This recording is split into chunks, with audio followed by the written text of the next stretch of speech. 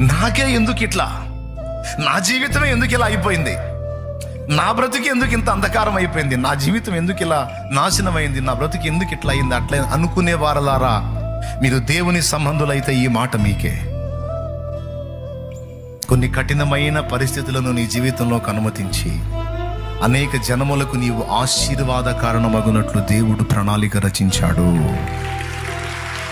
ఆ మాధుర్యమైన అనుభవాలు నీవు స్వతంత్రించుకున్నట్లు ముందు నువ్వు కొన్ని చేదైన అనుభవాల గుండా ప్రయాణం చేయాలి, తప్పదు. దీనత్వాన్ని నేర్పాడు దేవుడు, ఒంటరిగా బతకటం నేర్పాడు. ఎవ్వరూ ఆదరించే వాళ్ళు లేకపోయినా తన గోడు దేవునికే చెప్పుకొని దేవుని బట్టి బతికేటట్లు ఎస్తేరుని బాల్యం నుంచి చెక్కుకుంటూ వచ్చాడు. ఎందుకు తెలుసా? రాబోతున్న దేవుని ప్రజల పెద్ద ప్రమాదాన్ని ఈ ఆడపిల్లే అడ్డుకోవాలి. దేవుని ప్రజను ఈ ఆడపిల్లే రక్షించాలి. ఆ కష్టకాలంలో ఈ ఆడపిల్లే బతికించాలి. ఆ కష్ట